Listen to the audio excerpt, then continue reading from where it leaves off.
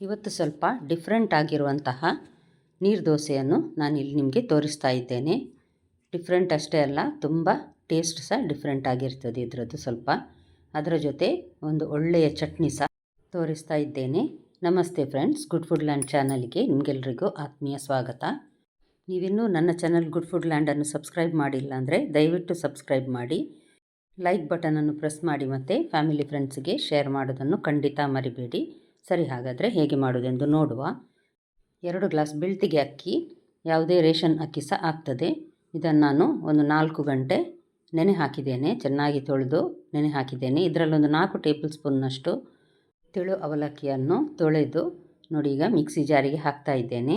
ಈಗ ನಾವು ರುಬ್ಬಲಿಕ್ಕೆ ಏನೇನು ಹಾಕಲಿಕ್ಕೆ ಉಂಟು ಅಂತ ನೋಡುವ. ಅವಲಕ್ಕಿ ಹಾಕಿದ್ದೇನೆ. ಈಗ ಅರ್ಧದಷ್ಟು ಅಕ್ಕಿಯನ್ನು ಈಗ ನಾನಿಲ್ಲಿ ಹಾಕ್ತಾ ಇದ್ದೇನೆ. ಅದರ ಜೊತೆ ಒಂದು ಹಿಡಿಯಷ್ಟು ಅಂದರೆ ಸಾಧಾರಣ ಒಂದು ಅರ್ಧ ಹೋಳು ತೆಂಗಿನಕಾಯಿ ಬೇಕು. ಈಗ ಒಂದೂವರೆ ಹಿಡಿಯಷ್ಟು ತೆಂಗಿನ ತುರಿಯನ್ನು ಹಾಕಿದ್ದೇನೆ. ಮತ್ತು ಅದಕ್ಕೆ ಒಂದು ಮುಳುಗುವಷ್ಟು ನೀರು ಹಾಕಿ ನುಣ್ಣಗೆ ರುಬ್ಬಬೇಕು. ಇದನ್ನು ನೀರು ದೋಸೆಗೆ ತುಂಬ ನುಣ್ಣಗಾಗಬೇಕು. ಬಿಸಿ ಆಗ್ತದೆ ಅನಿಸಿದರೆ ಮಿಕ್ಸಿ ಜಾರ್ ಐಸ್ ಪೀಸನ್ನು ಹಾಕಿ ರುಬ್ಬಬಹುದು, ಆಗ ಹೆಚ್ಚು ಬಿಸಿ ಆಗೋದಿಲ್ಲ.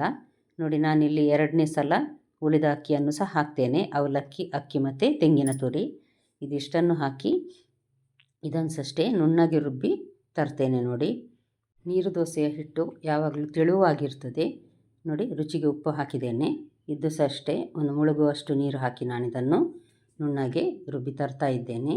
ಇದು ನೋಡಿ, ಈಗ ಚಟ್ನಿಗೆ ನಾನು ರೆಡಿ ಮಾಡ್ತಾ ಇದ್ದೇನೆ. ಅಷ್ಟೊತ್ತಿಗೆ ಒಂದೂವರೆ ಕಪ್ಪಿನಷ್ಟು ಫ್ರೆಶ್ ತೆಂಗಿನ ತುರಿದು, ಇದಕ್ಕೆ ಒಂದು ದೊಡ್ಡ ತುಂಡು ಶುಂಠಿ ಮತ್ತು ಖಾರಕ್ಕೆ ನೋಡಿ ಕಾಯಿ ಮೆಣಸು ಹಾಕ್ಕೊಳ್ಬಹುದು. ಇದು ಖಾರ ಇರೋದ್ರಿಂದ ಈ ಮೆಣಸು ಒಂದೇ ಹಾಕಿದ್ದೇನೆ ನಾನು.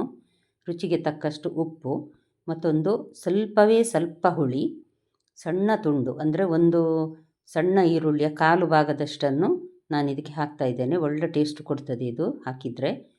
ಮತ್ತು ಸ್ವಲ್ಪ ನೀರು ಹಾಕಿ ಮೊದಲೊಂದು ಸಲ ರುಬ್ಬಿ ನಂತರ ಸ್ವಲ್ಪ ನೀರು ಹಾಕಿ ರುಬ್ಬಿದ್ದೇನೆ. ಇದು ಸ್ವಲ್ಪ ತರಿಯಾಗಿದ್ರೇ ಒಳ್ಳೆಯದಾಗೋದು ಈ ಚಟ್ನಿ. ಇದಕ್ಕೊಂದು ಒಗ್ಗರಣೆ, 2 ಚಮಚದಷ್ಟು ತೆಂಗಿನ ಎಣ್ಣೆ, ಸಾಸಿವೆ ಮತ್ತು ಕರಿಬೇವು ಹಾಕಿ ನಾನಿಲ್ಲಿ ಒಗ್ಗರಣೆ ಸಹ ಕೊಟ್ಟಿದ್ದೇನೆ. ಚಟ್ನಿ ನೋಡಿ ರೆಡಿ ಆಯಿತು. ಈಗ ಮಿಕ್ಸಿಯಲ್ಲಿ ಸಹ ನುಣ್ಣಗಾಗಿದೆ. ಇದನ್ಸದೆ ಅದೇ ಪಾತ್ರೆಗೆ ಹಾಕಿ ಮಿಕ್ಸ್ ಮಾಡ್ತೇನೆ. ಇದಕ್ಕೆ ನಾನು ಸಾಧಾರಣ 1-2 ಲೋಟದಷ್ಟು ನೀರನ್ನು ಸಹ ಹಾಕ್ತೇನೆ. ನಂತರ ತೆಳು ದಪ್ಪ ನೋಡಿ ನಾವು ನೀರು ಹಾಕ್ಕೊಳ್ಬಹುದು. ಸೌಟಲ್ಲಿ ಈ ರೀತಿ ನೋಡಿ ತೆಗೆದು ನೋಡುವಾಗ ಎಲ್ಲ ಹಿಟ್ಟು ಸೌಟಿಂದ ಜಾರಿ ಕೆಳಗೆ ಬೀಳಬೇಕು, ಅಷ್ಟು ತೆಳು. ಬಟರ್ ಮಿಲ್ಕ್ ಇರ್ತದೆ ನೋಡಿ, ಆ ರೀತಿ ನೋಡಿ ಅಷ್ಟು ತೆಳುವಾಗಿದೆ. ಇದಕ್ಕೆ ನಾನೀಗ ಸ್ವಲ್ಪ ಡಿಫ್ರೆಂಟ್ ಟೇಸ್ಟ್ ಬರಲಿ ಅಂತ 1 ಟೇಬಲ್ ಸ್ಪೂನ್ನಷ್ಟು ಚಿಲ್ಲಿ ಫ್ಲೇಕ್ಸ್, ಮತ್ತೊಂದು 2 ಟೇಬಲ್ ಸ್ಪೂನ್ನಷ್ಟು ಸಣ್ಣಗೆ ಕಟ್ ಮಾಡಿದ ಕೊತ್ತಂಬರಿ ಸೊಪ್ಪನ್ನು ಹಾಕ್ತೇನೆ. ಇದು ಸಹ ಒಂದು ಎಕ್ಸ್ಟ್ರಾ ಟೇಸ್ಟ್ ಕೊಡ್ತದೆ. ಅದಕ್ಕೋಸ್ಕರ ಪ್ಲೇನ್ ನೀರು ದೋಸೆ ನಾವು ಯಾವಾಗಲೂ ಮಾಡ್ತೇವೆ. ಈ ರೀತಿ ಒಂದು ಸಲ ಮಾಡಿ ನೋಡಿ ಫ್ರೆಂಡ್ಸ್. ನೋಡಿ, ಈ ರೀತಿ ನೀರು ದೋಸೆಯನ್ನು ತೆಳುವಾಗಿ ಹಾಕಬೇಕು. ಅಥವಾ ಒಂದು ಸೈಡಲ್ಲಿ ಹಾಕಿ ಈ ರೀತಿ ಕಾವಲಿಯನ್ನು ತಿರುಗಿಸಿದರೆ ಸುಲಭದಲ್ಲಿ ದೋಸೆ ಹರಡ್ತದೆ ಹಿಟ್ಟು. ಹಾಗಾಗಿ ಹೆಚ್ಚು ಕಷ್ಟ ಅಂತ ಆಗೋದಿಲ್ಲ.